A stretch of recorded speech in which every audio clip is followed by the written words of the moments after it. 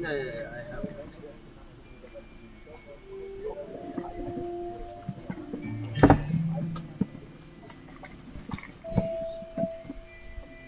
Can you put in control out? Control? These are different. That's the main.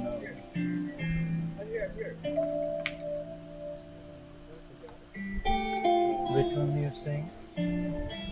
They're in. Is that what you said?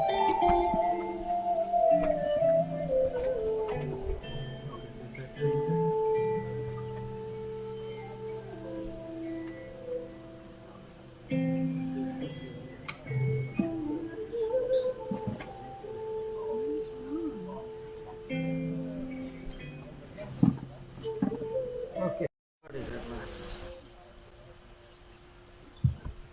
Good morning and welcome everyone. We are now beginning the program. Om Stapakaya cha dharmasya sarvadharmassurupine avatara varisthaya Ramakrishnaya te namah.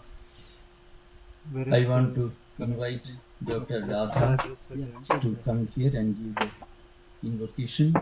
It's a spiritual hymn composed by Adi Shankaracharya on the concept of Guru tradition.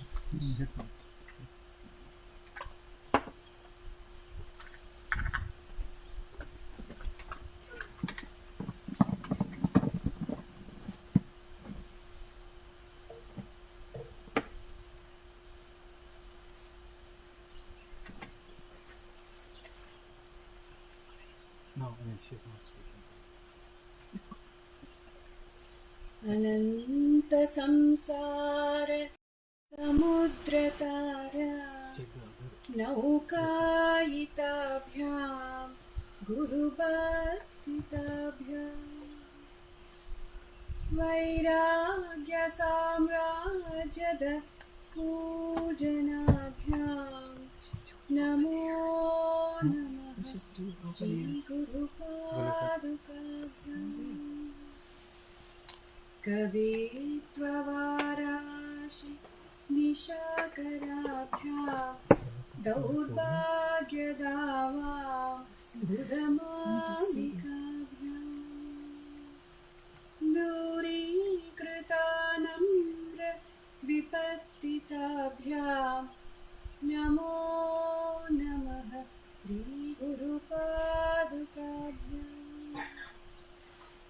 Natayayo Shri Patitam Samiyu Kadachidapyashu Daridravaya Mukhaschatitam Hitabhyam Namo Namaha Shri Guru Padukabhyam Nalikanikasha Padahridabhyam Nana Vimohadi Nivarikabhyam Namajjanabhishta Tatipradabhyam Namo Namaha Shri Guru Padukabhyam Nipali Mauli Vrajaratnakanti Saridviraja Jashatanyakabhyam Nrpatvadabhyam Natalokapante Namo Namaha Shri Guru Padukabhyam Pandakarak Paramparabhyam Tapatrayahindra Khageshwarabhyam Jadyabdi Samshoshanavadabhyam Namo Namaha Shri Guru Padukabhyam Shamadhi Shakka Pradavaibhavabhyam समाधिदान व्रतदीक्षिताभ्याम् रमाधवान्ध्रे स्थिरभक्तिकाभ्याम् नमो नमः श्रीगुरुपादुकाभ्याम् स्वाचापराणाम् अखिलेष्टदाभ्याम् स्वाहा सहायाक्ष दुरन्दराभ्याम् स्वान्ताच्च भावप्रदपूजनाभ्याम् नमो नमः श्रीगुरुपादुकाभ्याम् कामादिसत्त्व व्रजगारुडाभ्याम् विवेकवैराग्य निधिप्रदाभ्याम् बोधप्रदाभ्याम् धृतमोक्षदाभ्याम् नमो नमः श्रीगुरुपादुकाभ्याम् बोधप्रदाभ्याम् धृतमोक्षदाभ्याम् नमो नमः श्रीगुरुपादुकाभ्याम् नमो नमः श्रीगुरुपादुकाभ्याम् नमो नमः श्रीगुरुपादुकाभ्याम्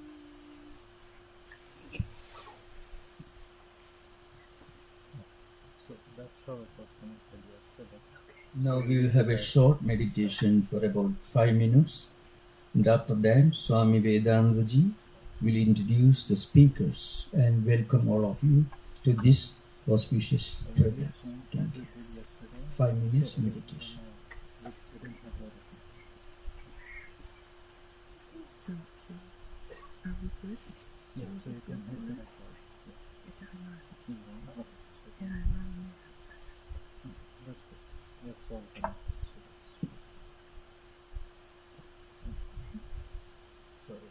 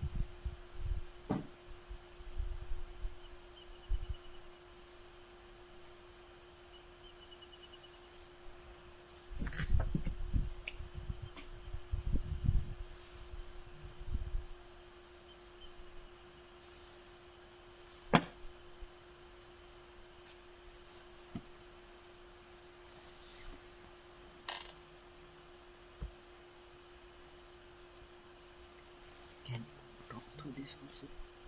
Mm-hmm. Can you talk through this? Talk to this one. Is there a microphone on this? Yeah, that's what I'm asking. Does it have a microphone also? This You particular don't app. No, it's just It's plain app. your computer is there. It's microphone, then that might record. But why Yeah, would you yeah. keep it on?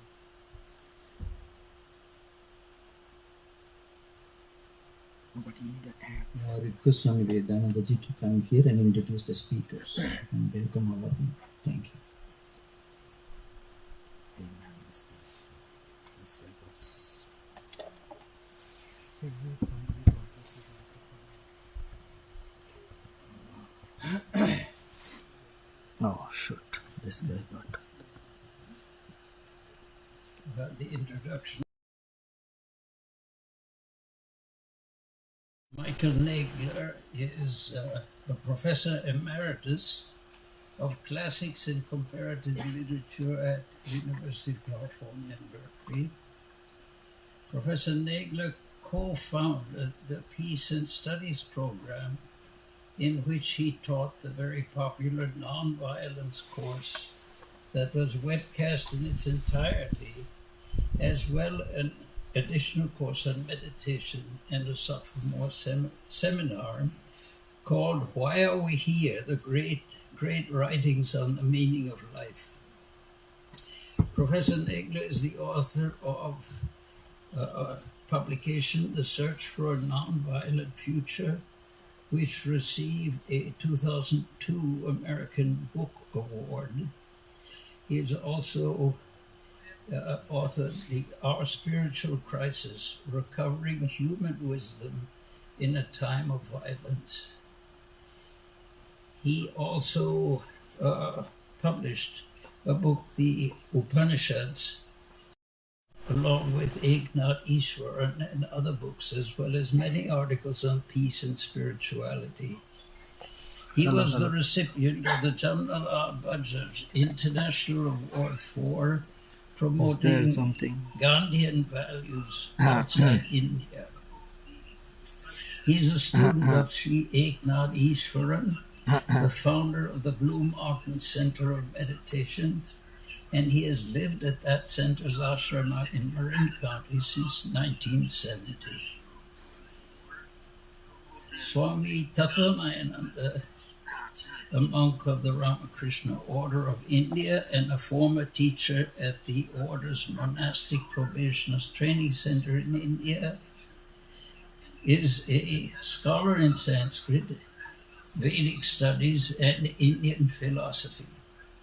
In addition to Sanskrit and Indian philosophy, he has taught Hindu, Vedantic, and Buddhist scriptures, as well as having served as editor and writer in various capacities of the order. In 2012, he came to the United States as assistant minister of the Vedanta Society of Northern California in San Francisco and became the minister in charge in 2014. He is frequently invited to give talks and retreats in all parts of the world. He's just come back from a long trip in which he did exactly that. Richard Schimpf has been a student of Vedanta for about 16 years.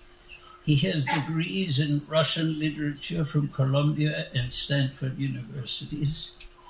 He worked as a writer and editor in independent film before returning to academia to teach a wide range of English and humanities courses with a focus on American culture.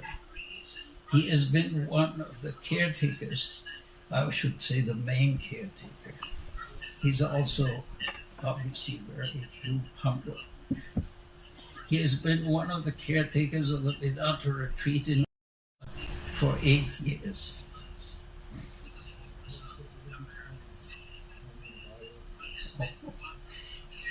I forgot.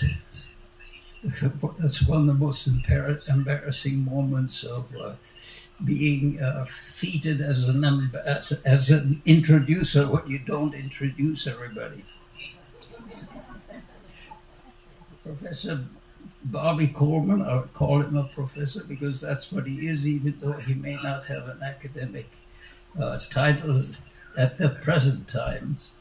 He is a well-known attorney, and he's a great friend of the Vedanta Society and a member, and also I sincerely apologize for having forgotten to introduce him. Thank you.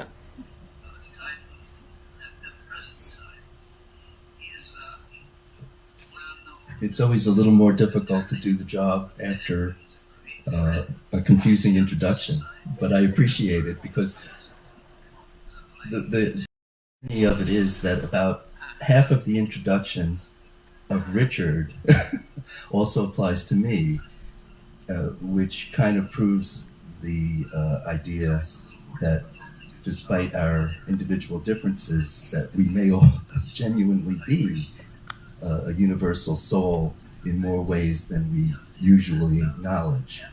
Richard and I have similar academic backgrounds from the same institutions of learning, slightly different years, but many of the same professors. So when Richard was being introduced, and you may have been looking at me, it wasn't that different.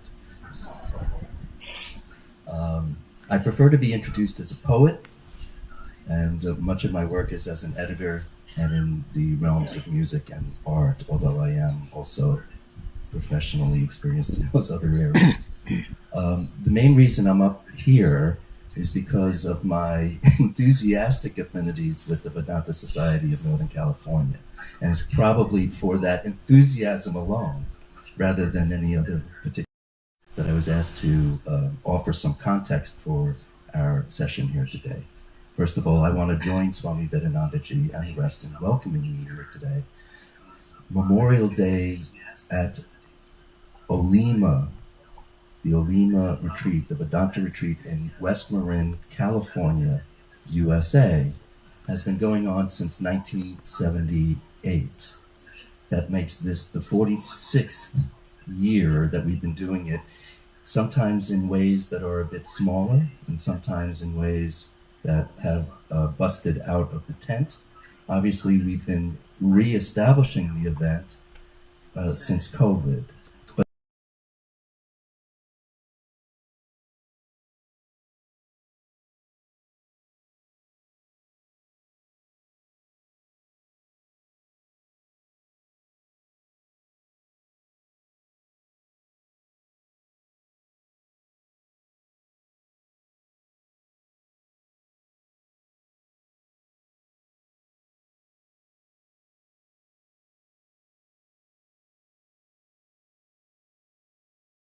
Exhilarating and hopefully inspiring way, and to share that with each other, to picnic on the lawns of this beautiful place, and in my to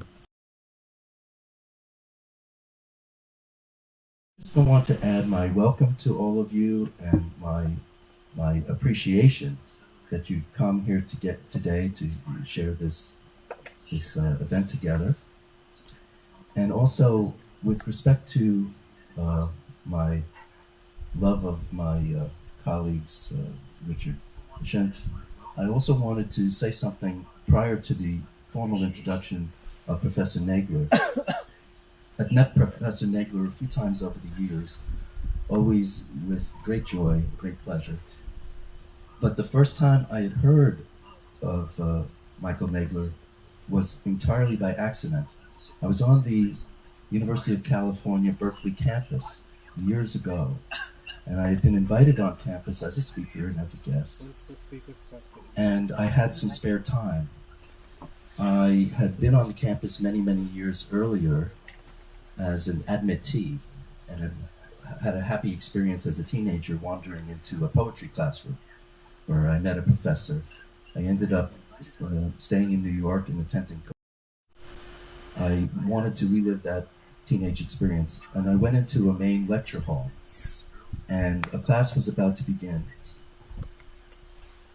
and it was Professor Jean Takagi.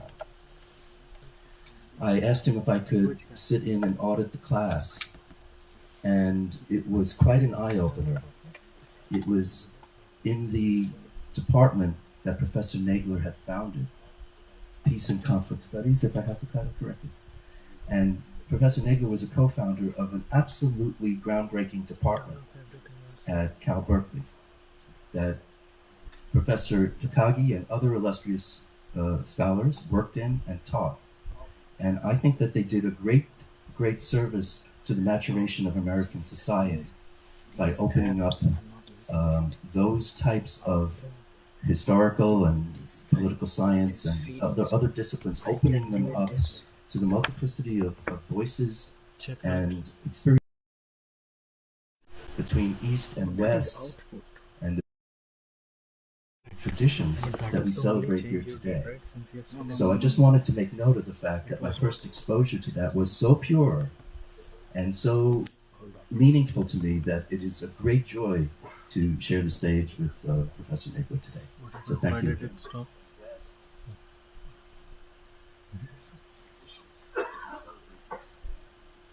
Okay, I need to go check. I always have to bring the microphone down. Greetings, everyone. I'm absolutely delighted to see you all here, and I hope you're somewhat delighted to see me. It has become conventional Can you these hear me now? days to acknowledge that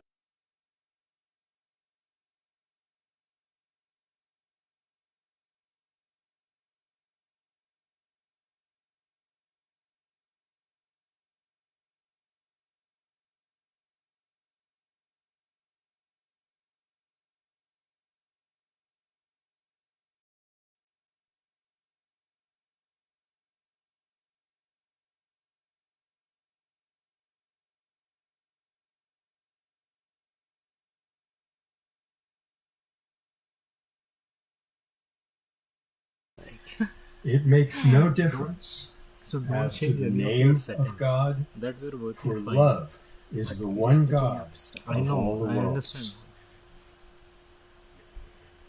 So on this day, Memorial Day, we are supposed Can I check to one thing? remember those who have fallen in warfare, Yeah. fallen in battle, and I have no objection to acknowledge them. But I think we would do much better, really, to remember those who have lived and worked and died for peace.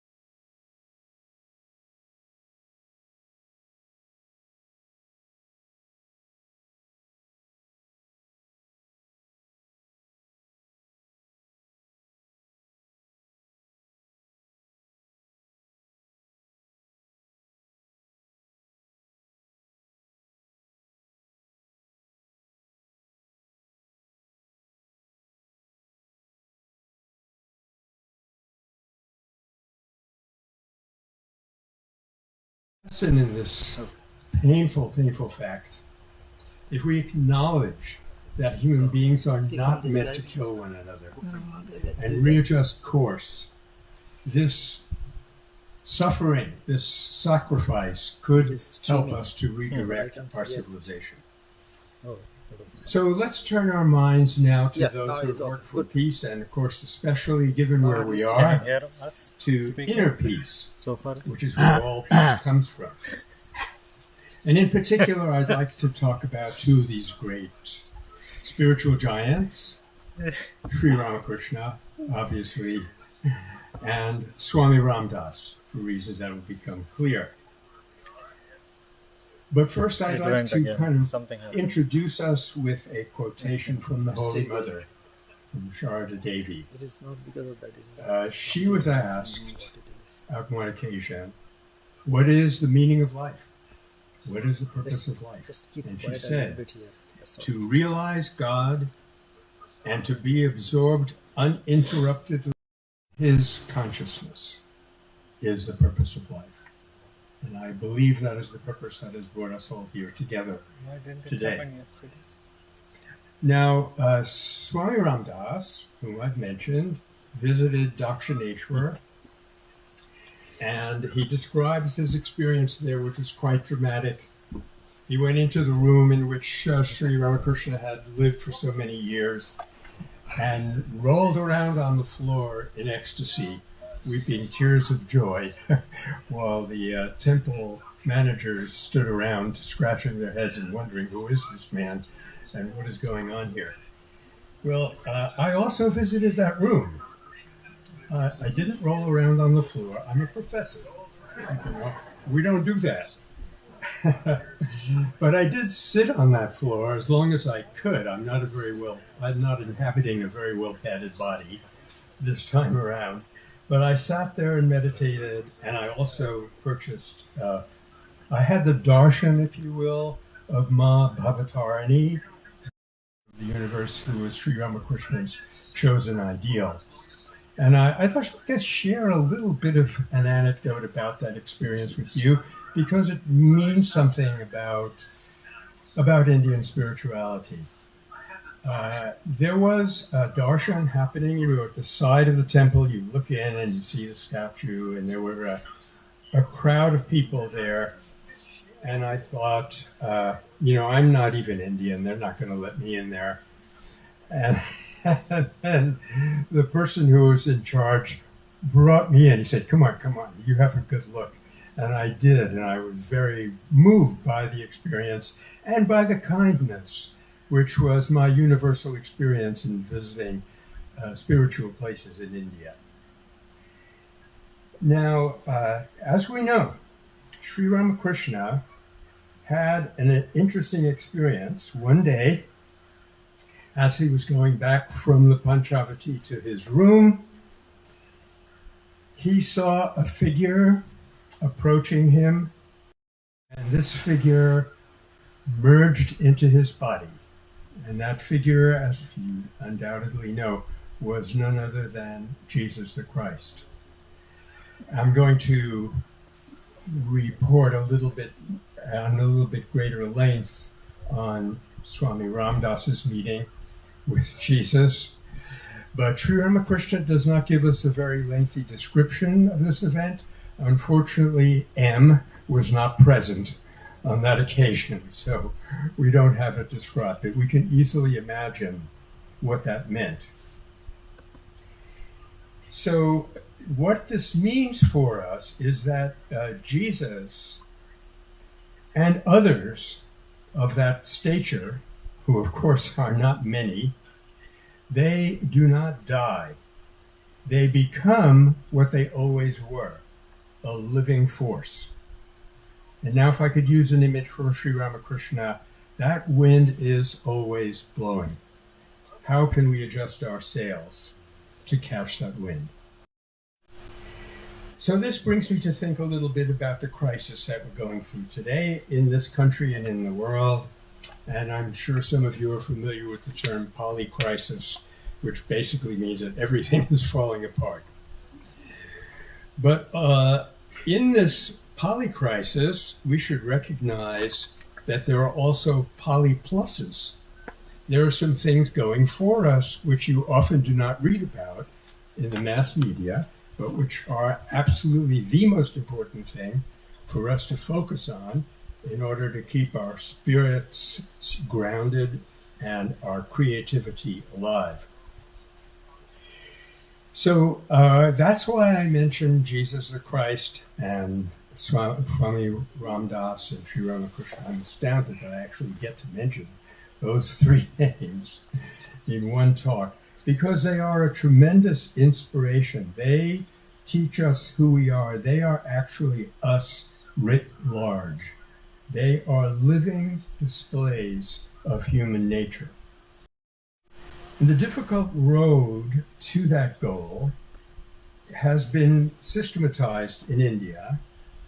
Almost everything was systematized in India into a division of 4 paths, 4 yogas. Wisdom, the path of wisdom, of recognition of reality, had a preeminent figure in modern times, and that, of course, was Sri Ramana Maharshi in Dakshineshwar, who was visited by Swami Ramdas, who was so spiritually stunned, shall we say, by the visit that he went up and stayed in a cave for about a month afterwards without moving. So that's Jnana Yoga, or the path of wisdom. There's also the path of Karma Yoga, which is the path of, detached action. And again, we have in India a preeminent figure who exemplifies writ large, and that, of course, is who worked 15 hours a day, 7 days a week for something like 30 years. And I think that Albert Einstein was correct, that we can hardly believe that a person like that trod the earth, and I don't think we've even begun he had on history. That, in fact, is part of the work of our Metta Center for Nonviolence. And then there's the path of jnana yoga meditation, which almost everybody is part of who has some spiritual aspirations. And finally, we come to bhakti yoga, the path of devotion. And I put that climactically at the end because all the teachers seem to acknowledge that this is the path that we need in our age. Sri Ramakrishna said, in these days, forget jnana yoga, you're not smart enough. Forget karma yoga, you haven't got enough energy or wisdom to do it right. But bhakti yoga, you stand a chance grabbing a hold of. Just think of what you love most. And of course, the representative of bhakti yoga was Sri Ramakrishna. Although it must be said, for none of the plans was that path an exclusive path that set aside the others. For example, Sri Ramakrishna, Bhagavan Sri Ramana Maharshi, they're all one anyway, that's you get their names confused sometimes. Ramana Maharshi is the paragon of dispassion, but one day a woman came before him. I stood in that room and was weeping, and her heart was broken.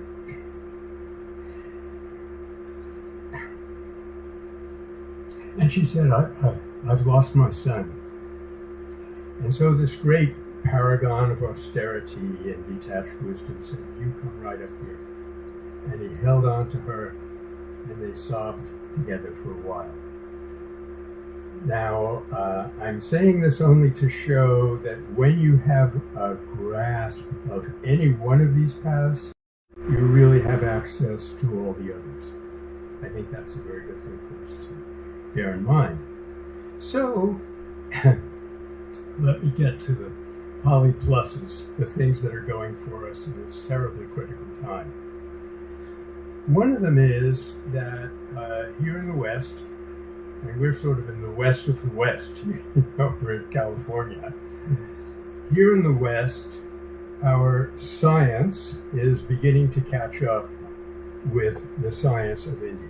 That is, the science that I was taught when I was in school, and I'm a classic example of having to forget everything you've learned in school so you can learn something real about life. The science that I learned was very simple. I remember I was actually in medical school for 1 year. I burned my bridges 3 or 4 times before I got here. I was walking with some of my classmates going out for lunch at Brooklyn Medical School, and I said to them all, I said, look, it's all motion of material particles. And I heard a noise of great approval behind me, and I turned around, and there were my professors. They were beaming. He got it. You know, it's a material world, and all it is physical particles banging around in the void for no reason. Okay, thanks a lot. But as I say, we are now outgrowing this. And I was just talking about an interesting book by a physicist, Frank Wilczek, Swami Tattwamayananda, and this is a quote from him. Our modern fundamental ingredients, that is, when you get right down to it, which we used to think were tiny little black balls with even tinier yellow balls going around them. Okay. Our modern fundamental ingredients, we now know, have no intrinsic size or shape. If we insist on visualizing them, we should think of structureless points. That's a challenge, huh? Think of a structureless point. Think of structureless points reside. If you don't quite understand that, I'm with you. He goes on to say, we have, in place of atoms and the void, which goes back to Lucretius, the first century Roman poet, we have, in place of atoms and the void, space-time and... Now, the reason that I'm talking about, well, it's actually partly personal because, I grew up in this environment of reductive materialism, materialist reductionism, and felt stifled.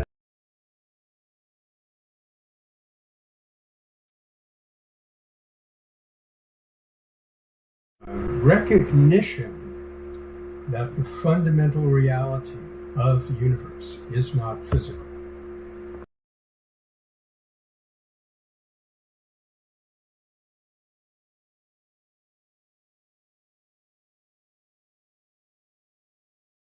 Are converging.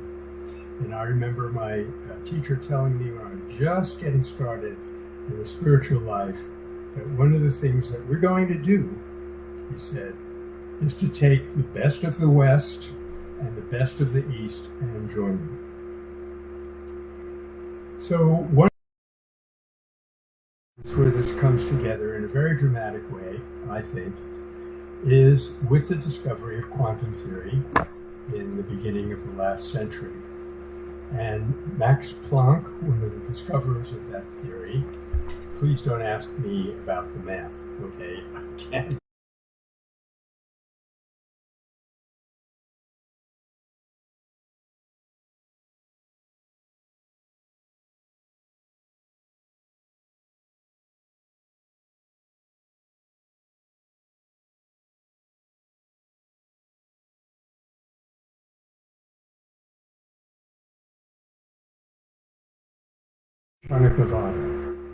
That reality exists, doesn't exist, doesn't exist.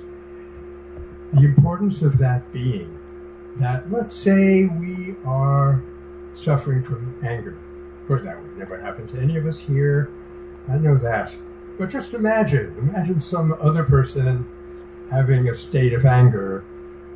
They think that their anger is continuous, unbroken. But when you recognize that it consists of discrete units, we can't imagine them, but somehow they are separate, discrete. In between is nothing, shunyata, the void. We can intervene, we can get into that stream of traffic. Don't try this out on the road, okay? But in our mind, we can intervene. Mental state that we find objectionable and bring it to a stop.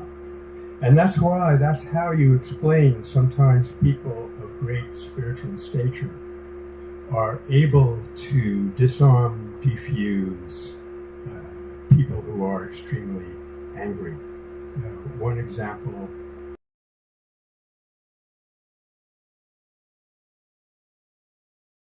in India, they came to a village and some people said, don't go to the next village, there's a person there who has sworn to kill you. So he said, oh boy, who is he? Where is he? Let's go. And he actually went to that person, knocked on the door. I suppose the person opened the door and Gandhiji said, well, you wanted to kill me. Here I am. And so I said I was going to kill him. I better do it.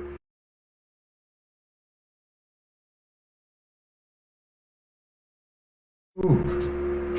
Just try and wrap your mind around that. And after just a few seconds, this person dropped his hands, fell to the floor, touched Gandhiji's feet, and said, this whole village is yours. Now, as we have developed science here in the West, it has tended to be one-sided. And if you're familiar with Gandhi's 7 social sins, I won't run through the whole list.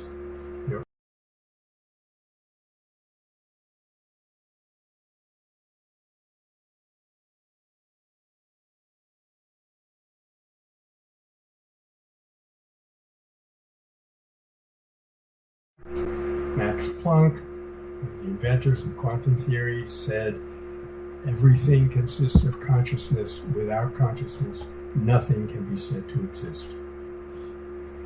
So that's one of the two pluses, the opening up, if you will, of Western science to deeper ideas, which were always cultivated primarily and spectacularly in India. But there's also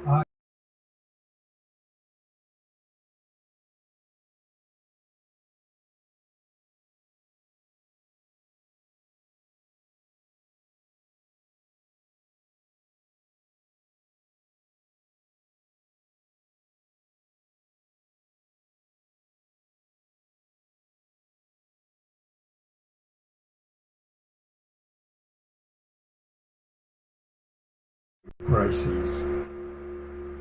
So on the one hand, we have theory, and I might mention here the work of Gene Sharp and a recent book by Erica Chenoweth and Maria Stephan, which is called Why Civil Resistance Works. And she has shown the enormous growth of nonviolent insurrectionary movements in the last, only about 30 or 40 years. And by studying them scientifically for the first time, this is where these trends come back together again. She was able to show that if you just look at this insurrectionary movements, you have a bad ruler, and people say, we don't want this bad ruler.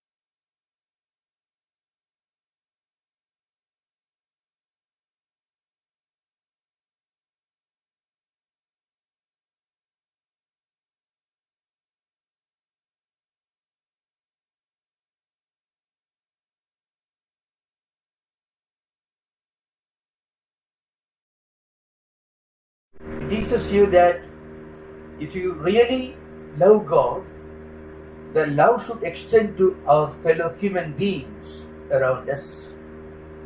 We cannot be in the good books of God and hate everyone else. So if we worship God, that reverence for our God should express itself in our attitudes, interactions with our fellow human beings. So that is what is meant by spirituality. Religion has been defined as spirituality by Vivekananda, by Gandhi, and by all the great mystics in Christian tradition.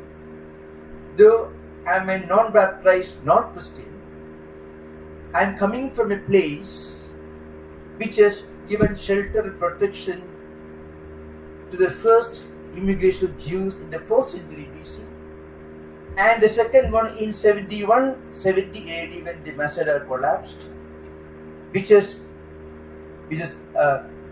received Saint Thomas, who came to India in 1 AD, who had given shelter to the persecuted Zoroastrians who came to India in the 7th century AD, and which also has the second oldest Muslim mosque, which was built in the year 628. You'll be surprised. You can see India is a land which has given protection, respect and honor to every single religious tradition. It is not an empty boast coming from a chauvinistic parochial Indian. Vivekananda mentioned this. Now, when you hear the words of somebody like Professor Nagler, I should not praise him to his face, but I tell you, that is precisely what is meant by spirituality. When you become spiritual, you look beyond the socio-anthropological distinctions. When you look beyond the boundaries of culture and language, and when you connect with the most universal and humanistic teachings in different scriptures, then you are connecting with spirituality. This is very relevant even in our own times. So religion has unfortunately caused a lot of bloodshed in the history of human civilization. That's why spirituality is so relevant. And that's why the teachings of the great men and women who went beyond the narrow definitions of religion and connected with the universal teachings of spirituality. That's why their teachings are so relevant to our times.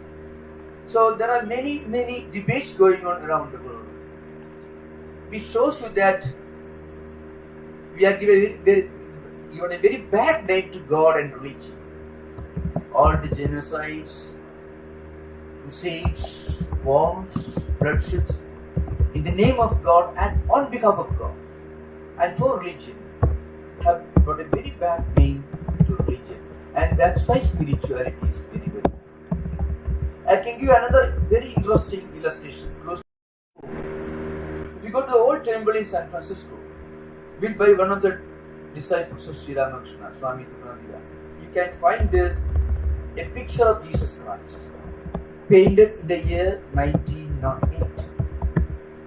That Jesus is sitting there like a rishi, sitting in Padmasana, meditating with indrawn eyes, meditating on the divine presence of the Lord within. Now, this idea came from a Hindu monk who could see in Jesus the same reality that he saw in his own Guru, Sri Ramakrishna. So, this is an example of spirituality. Now, to drive home this idea and its importance, I can place before you two scenarios. Think of a world in which there is no temple, no church, no books, but everyone is happy. Everyone loves his neighbor without being told to do that by anyone. But everyone naturally, instinctively loves his neighbor or her neighbor.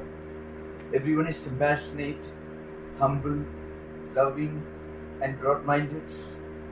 But there is no religion. There is no temple. There is no church. but everyone is very, very happy. And think of another scenario, which is not, unfortunately, not an imagination. A place where religion is all important. Everyone prays every day, but the more he prays, the more violent he becomes. The more he is convinced that in order to please his God, he has to cut somebody's throats. Now, which world would you prefer to live in? A world in which there is no book, no temple, no church, but everyone is humble. Everyone is like a Jesus or a Buddha. Instinctively looks upon everyone as one spiritual family. But nobody goes to a church or a temple or a... You perhaps live in this world, not the other one. So here you understand the problem of religion being hijacked by people, and this happened in all ages. Maybe happening, unfortunately, in the crudest possible manifestation of that we can find in today's world. So that's why spirituality is very, very important. So when you become spiritual, what happens is, on the one hand, internally, we become good human beings. So becoming good human beings should be written with B, G, and again H capital. Becoming good human beings. That's the very essence of true religion defined as spirituality. And that's why spirituality has been often defined as spiritual humanism, but a kind of universal spiritual humanism, which on the one hand makes us better human, ideal human beings. Now, this is the essence of spirituality. On the other hand, religion sometimes, unfortunately, can become a prison by itself. It has happened many, many times. Again, another aspect of spirituality is our attitude towards others. As I mentioned earlier, I worship my God, I go to my temple, I read my book, but I hate everyone else, everything else. I exclude and negate and reject everything else. That is not true religion. When you become spiritual, what happens is you go beyond books, rituals, even philosophy and theology, and you reach a point of spiritual experience which helps you to look upon the entire, not only human beings, but the whole creation as one spiritual family. In the Mahabharata, it is said, Vasudhaiva Kudumba. Vasudha means earth, world. Kudumba means family. So the entire creation is one spiritual family. In one of our ancient scriptures, this is explained with a very graphic illustration. Very interesting. Suppose you are climbing a hill. The top of the hill corresponds to the highest goal in spiritual life. The top of it. And the highest goal is not just worshipping God in a very religious manner, but rather experiencing that God in everyone and within oneself. We should experience the divine presence within all of us and everywhere. Now, but this doesn't happen all of a sudden. This is the ultimate reach of spiritual evolution. At the beginning, this Yoga Vasishtha, the well-known book says, we worship our idea of God. I go to my temple, my friend may go to a church, another one may go to a Buddhist place, like that, perfectly okay. At that time, I may think my temple is the only way of reaching, approaching divine path, living a spiritual. That's what I may imagine wrong. Because when I look around, I don't see any other road. I am a lonely traveler following one trail on my journey to the top of the hill. But when I reach the hilltop, which means spiritual experience, And from the top of the hill, when we look down, we see thousands of roads and trails and tracks, and thousands of different people following different roads and tracks, slowly walking to the same destination, the top of the hill. But you won't realize this before we reach the top of the hill. When we look around, we see only our own road, and we see no one else taking any other trail, walking to the same. But when we reach the highest goal, the top of the hill, when we look down, we find so many millions of people following millions of different routes, slowly approaching the spiritual destination, that is experience. So, going beyond rituals, philosophy, and theology, and eventually attaining our ultimate goal, spiritual experience. This is the goal of religious life. So, if religion is defined as spirituality, then it's perfectly okay. But if religion is defined as a single road, as one prison, as one path, then it's far better to be an atheist than to be a very pious religion. I often keep repeating very powerful, forceful statement that you make. Like even Richard Dawkins could be converted if he is expressed. What Swamiji says is, you live your life in such a way, God will accept you even if you don't accept Him. Can you imagine? You live your life in such a way, you can claim be proud, agnostic or atheist, but your life is such that God will accept you even if you say there is no God. So the existence of a God doesn't depend upon our confirmation of His existence. Now this is the essence of it. Now this is actually there are many interesting illustrations. Upanishadic illustrations. Two illustrations I can bring forward. One is from Kathopanishad that Krishna. It's a very interesting story. There's a story and there's a profound message behind the story. A little boy was one day watching his father, a very pious, religious person, not a spiritual person, as we will find out. He was performing a ritual.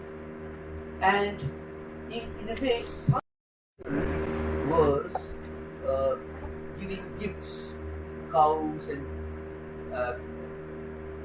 horses in ancient days. So the currency. Think of the Upanishadic time, maybe 4000, 5000 BC. So he was a very, very typical, not a man of spirituality, a man of religiosity. So he collected all the useless cows, old cows, which cannot give milk and which cannot even drink water and may also give occasional kicks also if you try to milk. Useless cows. These are the conditions. So the point is, he was giving away all these useless cows, which would be of any use to him or anyone else. The little boy was watching the duplicity and the hypocrisy of his own father. Went to his father and asked, well, you are supposed to give your most precious wealth. So, to whom are you going to give? So he said, actually he was trying to father a lesson in honesty, in the art of being honest and sincere. So father got angry, I'm going to give you the Lord of Death. And the child went to the Lord of Death. This is a mythological story. Don't pay much attention, but there is something very important that is coming later. Now he reached the Lord of Death and he was absent. On the third day he came and the little boy was waiting for him, and as a compensation for this, Lord of Death, something like angel, promised 3 boons this boy. These 3 boons are very important, the central theme of this Upanishad. The first boon that little boy asked was, when I get back to my home, my father should not scold me because I have left my home without his parents. Little boy of 5 years. He said, okay, that boon is true. The second boon he asked, well, when I die, I must go to heaven. I must have a good time in death. Third boon was, I want to know the mystery of life and death. The third. Now the point is, the first boon represents our natural ambition to have a happy life in this world. The second boon represents our natural desire to have the same happy experience even after death. The third boon represents a as a response to this request, after some examinations and tests, the teacher teaches him the truth of Atma, the Atma means when you reach that level of spiritual experience, then you understand the entire creation, the entire existence is one divine family. When you do good unselfish actions, when you live a good life, when you become a good human being, then eventually your mind will become pure, and when your mind becomes pure, the presence of the divine within you, and eventually you understand the same divine reality is present. When you realize this, you cannot hate anyone. You cannot consider anyone as other than yourself. You cannot hit your own head with your own right hand. You feel pain. There is no other person. This experience of individualization with brotherhood is a true meaning of spiritual. This one side. The point is, in our early stages of evolution, we may need preaching. People may want to pray God for whatever they want. Perfectly or nothing wrong with it. But we become spiritual only when we reach this highest experience where we realize the presence of the same divinity everywhere and everywhere. Now, all religions, all traditions are so many attempts to reach this. This idea has been explained in so many books. The Patanjali, for example, says, Yama, Niyama, Asana, Pranayama, Vihatara, Dharma, this is a simple example. We practice violence, we practice contentment, we practice beautiful life, we become a good human being. And now, all religions are tools, useful tools. Every prayer, every kind of prayer in every tradition is a means to get our mind ready to eventually feel the presence of the same divine everywhere. This is the true meaning of spirituality. Religion has made immense contributions to art, literature, painting, music. The tradition of Western music was in many ways influenced by that tradition, and the church has produced many great mystics. Take anyone for example, and take one simple example of pure spirituality, mystic tradition. And that comes from the Russian mystical tradition, the way of thinking. Very, very simple man, a humble man, was totally innocent of theology and philosophy. He could just barely read and write. This is simple person. One day he went to one of the Russian Orthodox churches, and he listened to a sermon on the first episode of Saint. It teaches the art of being in a state of perpetual prayerfulness. How can we naturally, effortlessly, spontaneously be in a state of prayerfulness? This is science. This is spiritual. In fact, the priest gave the lecture and went away, and he could have been meaningful more than that. But the peasant listened to this very well, and he wanted to find out how can I read this? Remember, he was not a theologian. He was not even a scholar. He was not a clergyman. He was a humble person. And he went to search somebody who could teach him this art of Jesus' prayer or remain in a state of perpetual prayer.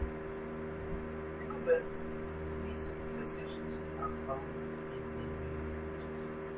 that carry us manifestations of simple spirituality that goes beyond. That discipline, but goes beyond. It transcends, but it is true and it is objective. It is very, very important. The kindergarten happens, but you don't want to live. You don't want to include education in kindergarten. You want to go beyond that. So religion, in a way, represents. So this humble person started journey. He wanted to go to Jerusalem. And finally, as he walked, he was Russian. He walked and finally he met a Russian monk and he took him to his cell. This, remember this actually the wherever we read that they are autobiographical writings. In the mid-90s, long before the terrible things that happened in 1970. Long before. So in mid-90s. So this man eventually met a Russian monk, taught him, took him in his cell, and taught him his art of naturally, effortlessly, continuously remaining in a state of spiritual awareness. And when he reached his world changed, his outlook changed. He could see the entire creation as filled with the same divine presence. Now, here, he did not reject religion, but he went beyond religion as understood and defined in perfection. It is not exclusive or rejection of religion, but transcending. Now, I can give another very interesting for human history. That's also very interesting. A simple boy, it is so important. A simple boy and his teacher asked him to teach spirituality or whatever you call it. Let's say how to be spiritual. Something dharma. Now he went to his teacher. His teacher sort of gave him wrong direction. What he did, he had a number of cows. In those days, a cow was the main wealth of a spiritual person. Not only that, one's wealth was measured in cows and horses in the system. So this teacher gave him 400 cows and then asked him. They were very, very, very tired, famished cows who did not receive proper care for a long time. So the teacher asked the little boy, take these cows to the forest and take care of these cows. And finally, when the total number is 1,000, bring them back. And the little boy took the cows to the forest for many, many years, took care of these cows. So what he did, he considered whatever he did as his sacred duty. So whatever he did, like taking care of the cows, bathing the cows, milking the cows, giving grass, water to the cows, all these he did not do as his duty, but as an act of worship. You can imagine when we do our everyday work, everyday duty as an act of worship, what happens is every activity creates spiritual energy. Even if you cook in your home, there is a student studying in a university, there is teachers teaching in a university. If you look upon that work, there is a factory worker doing work in a factory, there is an IT professional working in an IT company, all can be done as an act of worship. Now, as an act, you can do it with a sense of sanctity and sacredness and consciousness. When you do that, every movement, every activity becomes an act of worship. So what this boy did for years and years, he took care of his cows. He never went to a temple and prayed. He never read a book. He never listened to a sermon, and he never went to a priest. What he did, he took care of these cows as a sacred the sanctity and sacredness of worship in the temple or perform these rituals in the law. With the same sanctity and sacredness, he took care of his cows. Washed the cows, gave them food, gave them water. What happens is, as years went by, once he was like fire, he felt a sound was coming by Agni, and the fire gave him some instruction. He felt as if some words were coming from this fire. What happens now? When you do any work with a sense of prayerfulness, sanctity and sacredness, during that work, your mind begins to be active, and your mind creates some thought currents, and they come from your own sense of sanctity. Anyone can feel that. If you continuously doing some noble work, total unselfishness, with a sense of sanctity, worship, gratitude, suddenly you find your mind begins to evolve. Your mind begins to create spiritual energy, spiritual system.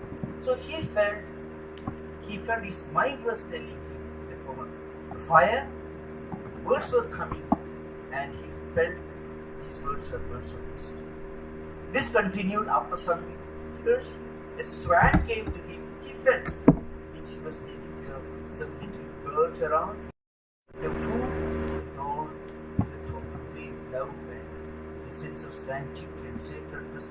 These feelings of sanctity and sacredness generate spiritual thought currents, sattvic thought currents, and they felt his mind was going forward, evolving. And so after some years, he was again giving food to some birds near a lake. He felt some thoughts were coming to his mind.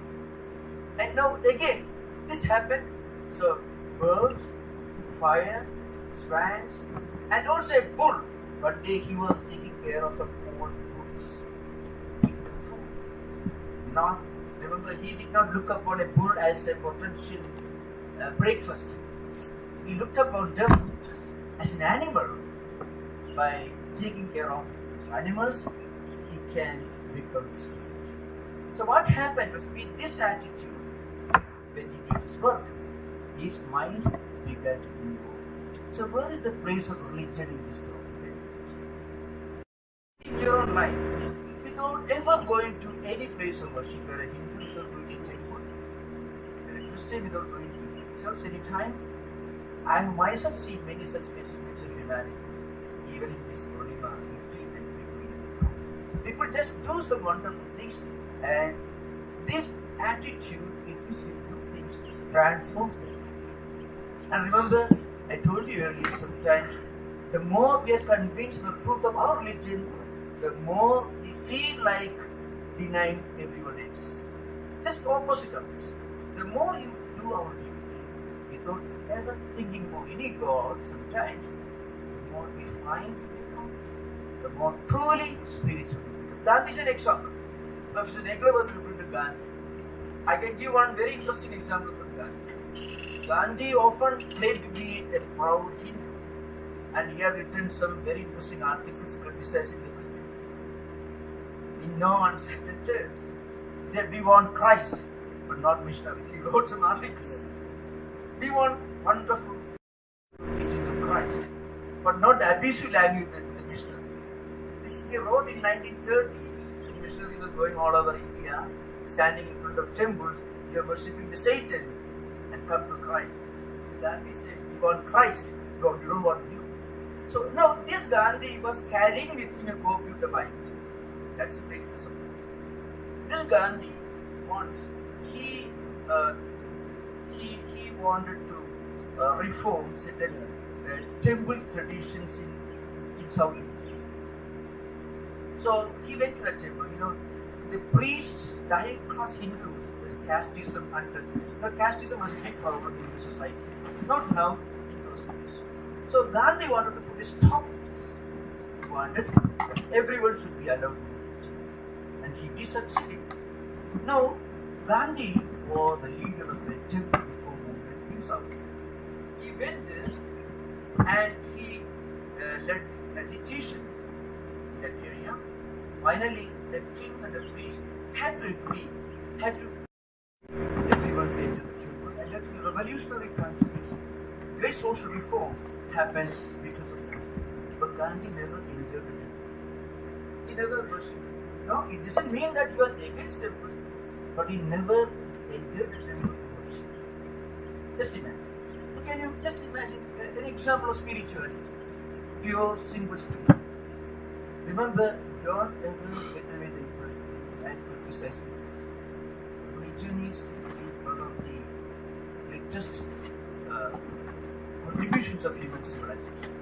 Religion has produced great mystics, saints, great men and women in different traditions. Religion has produced a great contribution to architecture, music, painting, grew all over Europe, and Spain, France. All these countries we go, you can see the magnificence of the cathedrals, the contribution that Christianity has made, culture and civilization. Absolutely no doubt about it. But the problem is, we can reject. In order to prevent that from happening, we have to think of the essence of religion. The essence of religion is spiritual. Swami Vivekananda again and again emphasized this point. The essence of religion is spirituality. And often he said, through spirituality, he kept up evolution, not revolution. So I think he mentioned this in the context of many of the social reforms happening in India and which happened in Europe. For example, he referred to Martin Luther's social reform, church reform, and he was slightly critical of the rejection of the tradition of saint. So, what it means is religion can frequently lead to misunderstanding, can be hijacked, can take a man to distortions of the values of human life. Another very important point is spirituality involves one important value system. It's called, I mentioned this earlier, but this is what happens. When you become spiritual, then what happens is you become natural embodiments of certain qualities called yamas and niyamas. You know, ahimsa, for example, is ahimsa is one of the fundamental teachings of Hinduism, Jainism, Buddhism, and also it is one of the important teachings of Jesus Christ. Ahimsa. So this life itself was an indication of this idea. Now, ahimsa in word, thought, and deed and life. That's one of the central teachings. Again, austerity, contentment. When you become spiritually evolved, it is impossible for us to hate anyone, to look upon anyone with an unfriendly attitude, because you feel the reality that and everything in this world is one spiritual entity. Even it goes beyond human beings. Some of the prayers in Vedic tradition highlight this. There are prayers in the Veda, Atharvaveda, Yajurveda, Prithvi Suktam, Bhumi Suktam. Some of these ancient hymns ask you to look upon all human beings as guests coming to this earth. We are not owners of the earth. We are guests. The guests should not take over the home when you visit. So, for example, sun is a father, earth is a mother, and we are coming back to the home owned by father and mother. It's one of the statements in Prithvi Suktam and Bhumi Suktam, both we find this. So, the idea that you cannot really be spiritual if you do anything that is unspiritual. One of the teachings of spirituality in the Veda is centered around three principles: Satyam, Dharmam, and Vritam. I shall explain this. Vritam means an invisible harmonizing thread. That is, you can find in this world, in human life, and also in the life of the creation, you find a kind of invisible sequence. Right? And a sequence means you do something and there will be a consequence. It again provoke another activity. To give an example, suppose you cut down all trees. What happens is it affects the weather. The rainfall will be reduced. There will be drought, famine, and misery. So you cut down trees, or you construct a huge dam across a river. You block the natural flow of water. So you are actually acting against rhythm. You are actually acting against the essential, invisible nature. So trees should be there only life can be. Water should flow, there only the earth will be in a state of balance.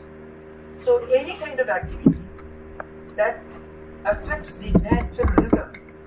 So rhythm is a Sanskrit word, rhythm is English.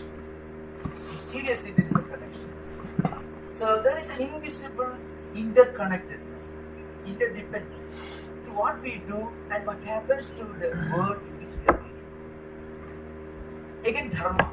The word dharma actually means something that sustains and supports. Something that sustains and supports. Dhatu means dharati, something that supports, sustains, preserves, and helps you to remain in a state of happiness and contentment. Now, when we do anything wrong to others, any kind of activity, himsa, the opposite of ahimsa, asatya, the opposite of satya. Either violence or greed, the opposite of aparigrita. What happens is, any of these activities or even impulses and feelings can disturb the existing balance of life in this world. So, dharma actually is nothing but the application of rhythm in our everyday life. And satyam is the spiritual principle. These three principles constitute the essence of Vedic spirituality. Surprisingly, you find in many of the ancient Vedic texts, there is no mention of the need to pray to a god. That means, it actually, surprisingly you find, in the ancient Vedic literature, Rigveda Samhita is the oldest document on spirituality and religion known to humanity is Rigveda Samhita. It has got close to 1100 verses, divided into about 1,000, more than 1,000 suktas, and divided into 10 sections called mandalas. And the most profound statement in this Veda Samhita is very simple. Again, you don't find any mention to religion here. Actually, Indram, Mitram, Varunam, Agniram, Ado, Divyasa, Suparno, Virutman, Ekam Sat Vipra, Rudha Vadanti, Agni Yamam Matan Shwanama. I mentioned already Swami Tattwamayananda and the temple he built in San Francisco in 1905. And I also mentioned how he got an American painter to draw a spiritual painting of Jesus Christ sitting in a meditative posture. In front of that temple there is an inscription. The inscription is Ekam Sat Vipra Bahudavati. Means truth is one, she just called it by different names. The full form of this statement is Indram Vitram Varanam Agirahu Ado Divyasa Suparno Virutman Ekam Sat Vipra Bahudavadanti. What it means is very simple. It's a Sanskrit. What it means, so many deities, gods and goddesses, angels. See, Christianity, Judaism, Buddhism, Hinduism, all religions have different concepts of God and Godhood. and the spiritual icons. Different names are used. These are different names, different ideas used by sages and saints born in different traditions, but to call the same reality, Ekam Sat. The central theme of this statement, truth is one. Now, this truth can be realized by doing good actions, by becoming good human beings. So here, remember, religion is not rejected, but this statement tells you the essence of religion is spirituality, and the essence of spirituality is the art of becoming a good human being. That's why I presented before two scenarios. In this, everyone is busy reading scriptures, praying to gods and goddesses in temples and churches and different places, and fighting with each other in the name of God and religion. In the other world, there is no God, no religion, but everyone is happy, everyone loves his neighbor, everyone is a good human being, compassionate. Is it possible to be a good human being without religion? It is possible, and that is the central theme of my talk. It is again not rejection of religion, but going beyond religion. I can give an example from Patanjali Yoga Sutra, comes sadhana part. There is tapaswadhyaya ishvara pridhanani kriya yoga. Tapaka, swadhyaya, ishvara pridhana. 3 statements are made. This is called swadhyaya. It means feeding our mind with good spiritual food. How do we do this? By doing something with a kind of total dedication and with a sense of sanctity and sacred. How do we do that? As actually it's related to what Professor Nagler already referred to, the 3 yogas, that is Jnana Yoga, Bhakti Yoga and Karma Yoga. But the central thesis of this idea, according to what is recommended to the is doing something. We cannot actually allow, we cannot make a strong determination. Tomorrow onwards, I will meditate. We cannot. When the time comes, our mind may not be open. This happens. Suppose you take a decision. Tomorrow onwards, at 7 o'clock in the morning, I am going to meditate. Mind will not differ. At that time, you may an excuse. Tomorrow onwards, I shall meditate. We may postpone because mind is not ready. So again, tomorrow onwards, instead of reading some maybe newspapers, I shall read, let's say, the Bible, the Sermon on the Mount. Our mind may not be. Our mind may suddenly go for it. It can happen, not but the committed system, we can do something physical. Suppose you cannot meditate, you can do something good.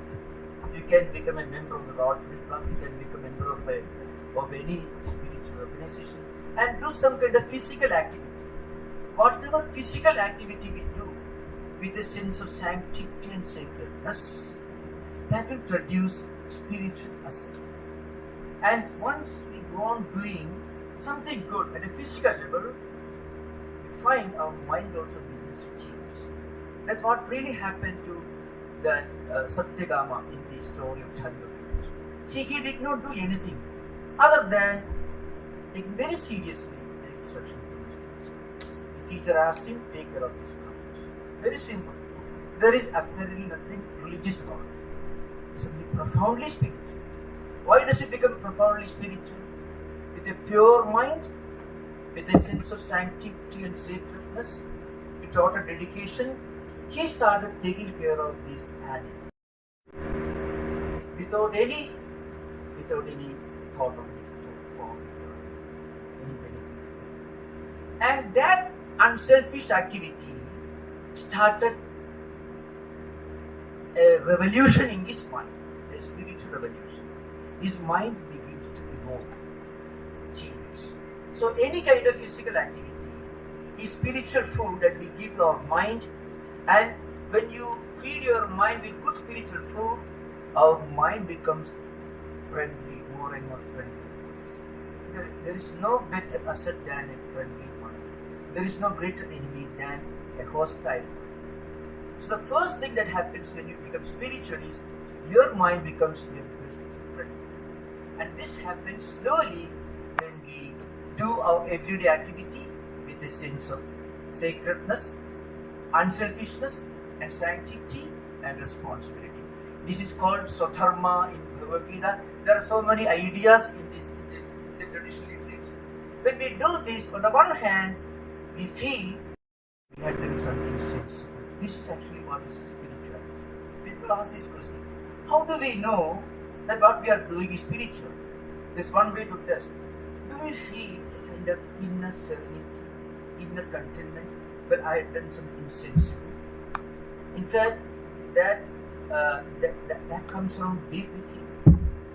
Everyone may praise us. Sometimes when we do something, all our friends may praise us, but our mind may tell. That means it is not wrong. Suppose we do certain things and we feel that this is what I am supposed to do. In your own American tradition, there are many great men. You can find such people even in the realm of politics. Give an example. Gandhi himself was a politician. He was a politician among saints and a saint among politicians. Now, I often give the example of Gandhi. There are actually far greater examples in the tradition, to be very frank. There are far greater examples. But Gandhi is supreme when we talk in modern times, because Gandhi was apparently right in the middle of political agitation. Frequently, people used to make fun of Gandhi. He was eating so little, so he was hungry all the time, so he was angry. That's why he gave a bad time to the British. People used to make fun of this. But actually, remember, Gandhi, one of the uniqueness of Gandhi was, he was a very, very ordinary person. But his life was a married person. Marriage was not entirely a very satisfactory experience either for him or for his wife. And even the family was also not so well settled.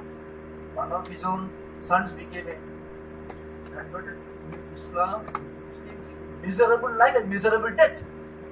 Not a very pleasant picture. But this man is an illustration of spirituality in a very unspiritual world of politics and education. So that's why Gandhi is so important. If Gandhi can be spiritual, everyone can be spiritual, according to one of the Bible say. But the point is, was he could look back, he can look within his own mind, his own heart, and he could see the black spots in his own mind, and he could light up all these things. He could refine, he could reform his own mind. And eventually, I remember I reading somewhere, one of Sri Ramakrishna's disciples mentioned Gandhi is knocking at the doors of Brahman. You know what it means is, he's knocking at the doors of the highest spiritual factor. So Gandhi can be spiritual, right in the middle of political agitations. Well, even a very bad time to the British colonialists. Everyone can be spiritual. And this man was carrying a copy of the Bible in his hand, the devout Hindu. How could he connect with the spirituality of Jesus Christ, still remaining a non-baptized, non-Christian? That is the magic of spirituality. When you are spiritual, wherever you find a spiritual teacher, in whatever book you find a spiritual teaching, you can connect it instinctively. I have to attend an interfaith conference to understand the truth that the supreme spirituality can be approached and defined and understood in different traditions, in different languages, using different vocabularies. So, what it means is spirituality is a unifying, harmonizing experience. When you become spiritual, you cover the entire humanity, entire creation as one spiritual family. There is no otherness. When you are just religious, there is always the danger of religion being wrongly interpreted, and the consequences are visible everywhere, unfortunately, even in our own times. So, I'm concluding my presentation here, and after this, Professor Bobby Coleman will make some very important announcements. and he will highlight some of the ideas in both the presentations, and also he will tell you about the importance of the afternoon session, especially the Q&A, the question and answer session. Remember, this is the most exciting session. All of you are welcome to ask questions to Professor Nagler, and if you have any question to ask me, I shall try to respond. Thank you.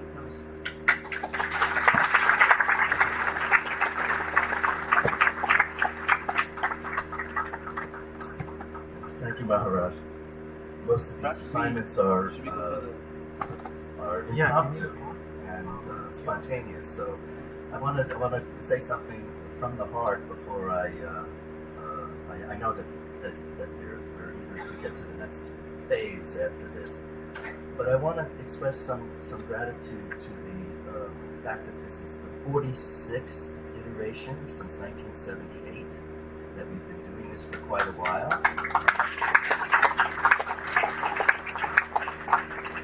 And that we just heard from two, I don't want to embarrass them either. I know that they regard themselves as stewards of a great tradition and in complete unselfish service in that respect. So they are not seeking any glory or attention. But as I looked out on all your attentive, beautiful faces, sometimes with your expressions showing enthusiasm and amazement, I just want to acknowledge that these two learned, remarkable gentlemen brought all of their experience and breadth of disciplinary connection to you this morning, and in the most generous and heartfelt way. I felt it, and if you felt it a bit, please join me in a recognition of what they were offering.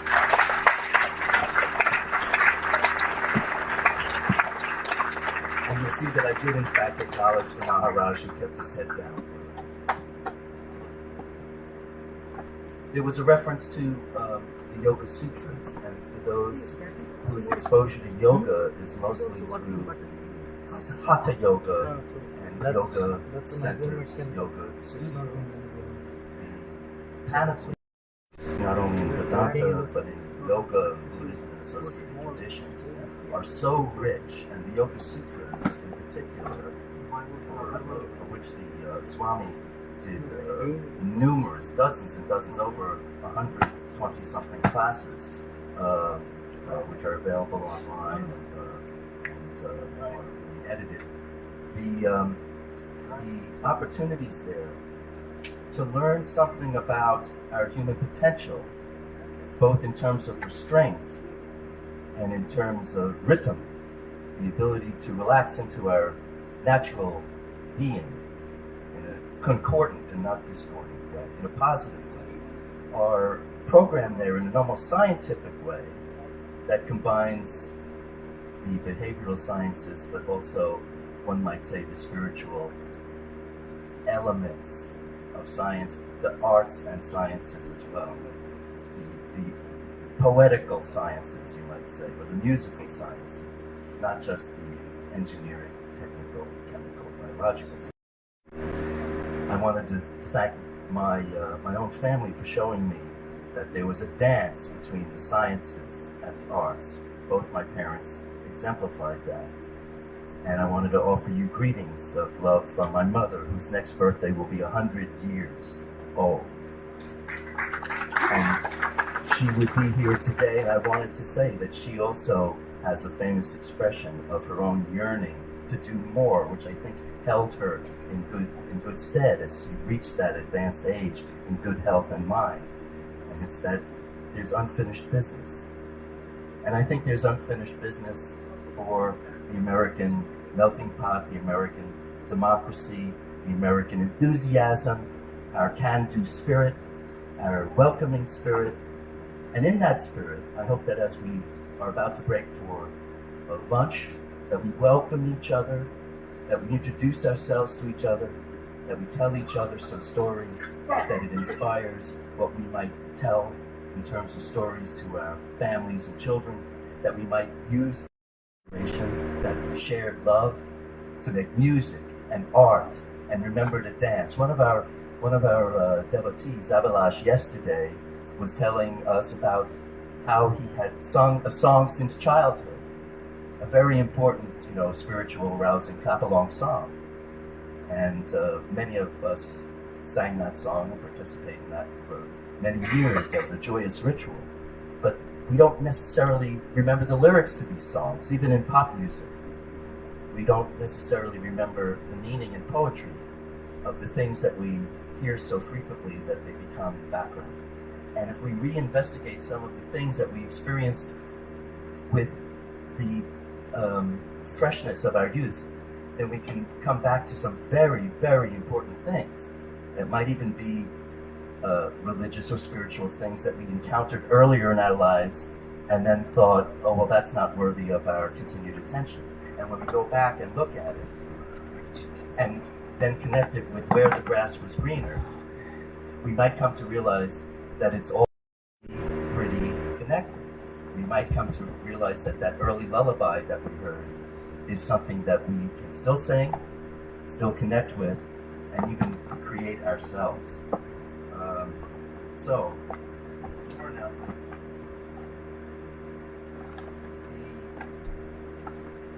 The Society has not only welcomed you here today, but also does a series of activities, online classes, and worship services, and that are, as Maharaj said, are not limited to the temple. This is not merely, going to church, synagogue, or mosque. It is both within and without, hopefully as much as possible, in the community. Some of you might be coming for the first time. Some of you might be coming from quite far, or are close and in the Marin community, but perhaps you're, coming from exposures to Green Gulch or Spirit Rock or one of the other spiritual centers, and wandered here like 4 times. And if that's the case, then please continue to come. Not only next year and tell your friends who might be welcome. They're all welcome. Everyone's welcome. But also to maybe investigate further for music and study and participatory karma yoga and all sorts of beautiful things via the website of the Vedanta Society at sfvedanta.org, or speak to any one of us, and you'll find opportunities to participate. Another opportunity to participate is this afternoon. Year after year after year, following the luncheon. Some people, need to go, but others continue to stay, ask questions, hear questions, and inspires more questions, and put these fine, incredible gentlemen on the hot seat a little bit. Not too hot, because the moderator will be Mr. Richard Schimpf. But I wanted to correct that, because I made a note. Not only do you hear these kinds of speakers and continue to study and make notes. If you saw there were notes, it's also lifelong learning is going on here. When you hear the Maharaj speak about world history and literature and science and great personalities, both historical and spiritual, and Professor Nagler also connecting a breadth of experience and vivid personalities and perspectives from the world's spiritual traditions. If you're not taking notes, then you're maybe not catching it all. You want to go and investigate some of these books. That brings me to mention the bookshop. The bookshop is something to discover. First time I came years ago, I wandered around the bookshop and I was just amazed. They took some of the great collection that they have at the bookshop at the New Temple in San Francisco, and they bring it here. And yes, it's offered for takeaway, but just look at it. Just look at the incredible world literature. It's so inspiring just to regard how broad and beautiful it is. So this afternoon, answer will be moderated by Naranjan. You see, Richard has received a spiritual name. And I don't know if it was purposeful that the program doesn't reflect that, because he's in that mode as host here at a wing of retreat. He's the caretaker on permanent residence. But Richard chimp is now our beloved Naranjan. So let me just say, Naranjan. Say it with me, Naranjan. Okay, so we're all transitioning to his new name. But what's in a name, right? Time-wise, the luncheon, our Memorial Day picnic, I really do hope you enjoy it. It's such a beautiful thing. I'm sure that participants in preparing that think of it as a gift from the feminine divine. In a way, they're the conduit, the instrument to hold another. You should come and enjoy food here together. So that's the tradition that we have, and I hope that you enjoy it. After that, there'll be reconvening at 1:30.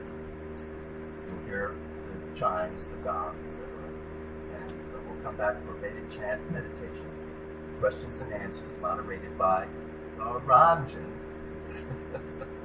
Followed by meditation, and at 4 p.m. take out refreshments. It's also listed on program as informal meeting with the speakers. But please don't wait till 4 to informally meet the speakers and each other. For those who, I'll be leaving the stage for the rest of the thing, but I wanted to thank you. I'll see you again next year, I hope. And in the meantime, please do sing and dance as best you can, and take the human spirit within you and make the great humanities that spirituality does inform as well. So consider it the science of humanities if you prefer, but please do it. Thank you very much.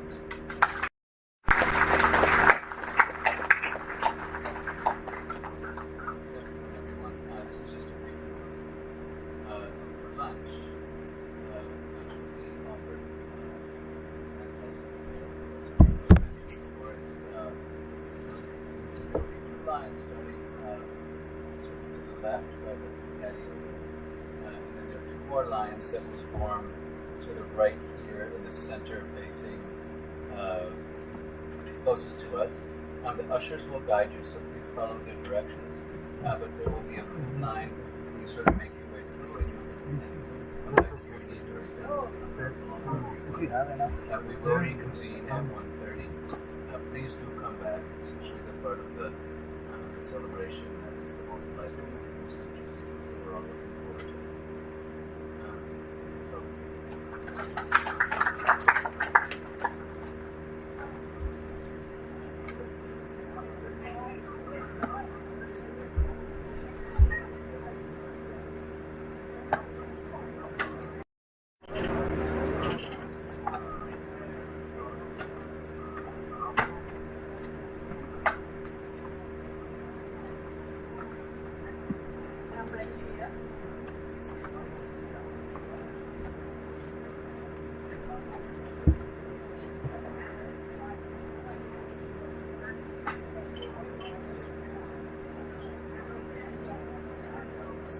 So you Firefox window you closed it? Yeah, I had to reboot the computer. Oh, okay. Because it was not working.